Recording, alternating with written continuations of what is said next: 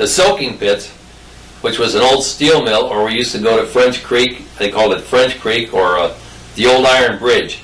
Now the Iron Bridge was figured to be about 4 miles out of town, and we used to ride our bikes out there. And so we'd ride our bikes, 3 or 4 or 5 of us, ride out to the old Iron Bridge. It was at the bottom of the hill. And so we'd ride our bikes out there, and then we'd go down that hill, and then we'd put our bikes on the side of the road, and we'd walk all the way down that creek, different places. And in the spring, that creek emptied into Black River. And in the spring, big carp would come in there. I mean, the carp sometimes were, 3 feet long, wider than you can see here. And so we'd go in the water and wade in the water and try to catch them carp. Well, we didn't do nothing nothing with it. When we caught the fish, we couldn't eat it. You can't eat those kind of fish. And that carp were coming up, and they were spawning. They were laying the baby carps, the eggs for the baby carp. So every year we'd do that, and we'd run around there and do things, do this and do that. And I remember one time we were when I was a little older. I was maybe 14 or 15, and we were with a Boy Scout troop down there. I don't know if or not. I don't think so. And we were with Bill. We were with a Boy Scout troop, and Bert had something to do with it. He was in that same troop, and I don't know who else was there. But it was all guys from the east side, kids from the east side. And we went down there to camp, and it was must have been in either the early spring or the late fall, because it snowed. And man, it snowed like crazy. I mean, we had 1.5 feet of snow on the ground. And us kids were camping. Well, we was okay. We got under in tents, and we had good warm clothes and everything. But Bert's father, Bill, got his truck and drove down there from Elyria. I guess that's the only side he can get. One side went to Lorain, and the other side, when you went up the road on the other side, was more towards Elyria or South Lorain maybe. And he drove a pickup truck down there.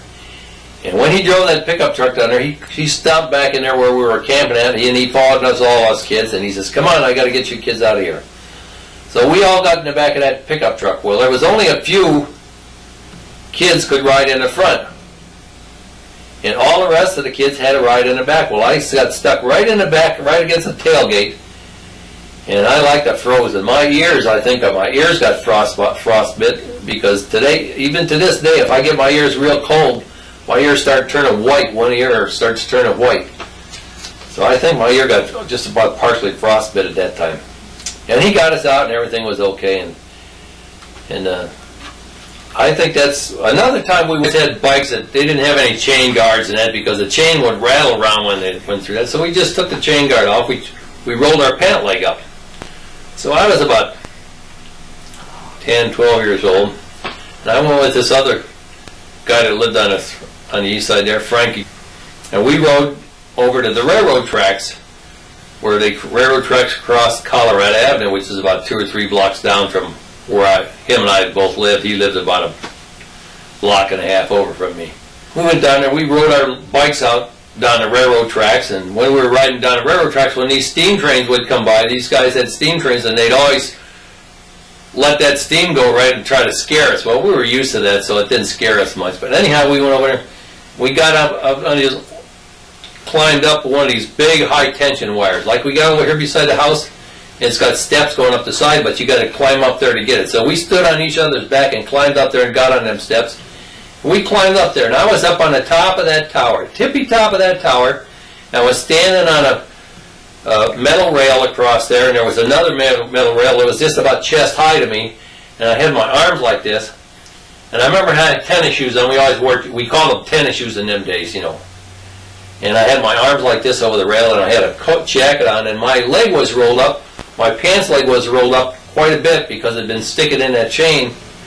And I kind of kicked my leg back a little bit, and boy, I got a heck of a shock. And it was just like somebody let go a spring and bam, and pushed me forward like that all of a sudden. So I got scared, and I told him, get down, get down. And I looked at it, and then I got a hole in the back of my leg. Here, I still got the hole in the back of the leg. Anyhow, a couple of weeks later, we went on a trip, my mother went on a trip with my mother, my sister and I, to Ashtabula, Ohio, and we rode the bus. And we went to see this English lady whose name was Marge something. And she lived in a trailer in Ashtabula, and don't ask me how my mother ever got in contact with her, but she had these different friends all over the place like that. So it was hot. It was in the summertime. It was hot. And I remember, I don't think, yeah, I guess my sister and I both were there.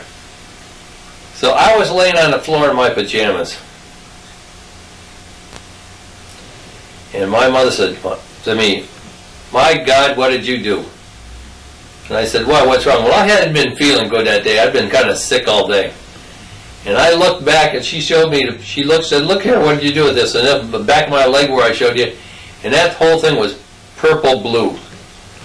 About like the color of this shirt. See how this shirt looks? That's a whole, I had a whole big place around about that big. It was all purple blue. It was infected, see? Well, I hadn't put anything on it. I was afraid to tell anybody about it and too stupid to put anything on it. And so, when we went home the next day, and we went to the doctor, and that was Dr. Paul Smith. And he said, "What did you do with that leg?" And I said, I gouged it with a stick playing down Muddy Mountains. He said, "That's about as clean as cut as I ever saw." He said, "I don't know what you gouged that with." He said, "Done that with." He said, "But you didn't do that with any stick." Well, I didn't tell him I was climbing up that thing. My mom would have beat my ass good. You know, I didn't tell my old man until I was 25 years old when he couldn't beat my ass. So, that's the story of that. Don't be climbing up any towers by the railroad, will you please? I'll tell you a story now about Sammy Bocce and Charlie Bocce. See, where we lived on the east side, we lived right next to a store, and upstairs from this store they had a bunch of apartments, and there was two brothers that lived there. I don't know if they lived in the same apartment or different apartments or what it was. One, we call them Sammy Bocce and Charlie Bocce. One was a big fat guy, and one was a little skinny guy. And I don't know if their last names was Bocce or not. Anyhow, they had a big long garage behind this store, and they had all these cars in it. 3 or 4 or 5 cars, I don't know. Ernie owned this store. His father had owned it, and when he came back from the service, from the Navy, he took over the store. First job I ever had. I don't know how old I was, much less than 10 years old, and I used to write the numbers. Try to write the numbers on those cans so people could buy them. Hell, I wrote the number, you couldn't even read it. Anyhow, I was over there one day with one of these guys used to scare the hell out of me, and I wouldn't go around them. And so we used to go around the corner. There were 3 or 4 of us would sneak around the corner, around inside of the corner, and we'd yell, "Yeah, it's Charlie Bocce, yeah. Well, one day he snuck over there, and just as we were around the corner, he grabbed me. And man, I'm telling you, I like to crap my drawers. That guy grabbed me, and I didn't know what he was going to do. I was just a little kid, maybe, I don't know. Of course, my sister put me up to this, right? My sister's the one that got me to do this. And I think she engineered the whole thing. Anyhow, I screamed bloody murder. And of course, then finally let me go. And later on, I remember he had one of them had I was over there one day, and there was a bunch of vines, old dried out vines hanging in the garage, and had little red things on the end of them. I mean, little bitty red things about the size of your finger, thumbnail, you know. So I said, "What are those?" He said, "They're little peppers." And he was pulling them off there and popping them in his mouth, you know, like they were candy. I said, "What do they taste?" He said, "Oh, they're good. You want one?" I said, "Yeah."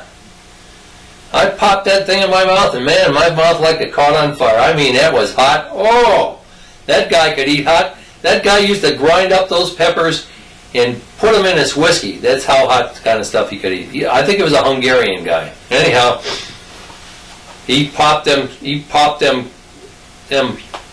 little things in his mouth, and I popped one in my mouth. And the same thing later on happened with my Grandpa Johnson. You know that? He was chewing tobacco.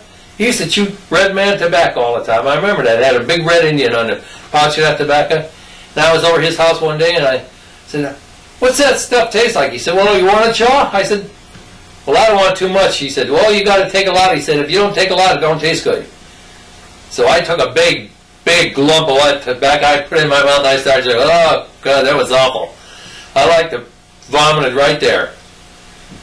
And, of course, he was just about falling down laughing. He taught me a good lesson. I guess he did, because I never did chew tobacco after that.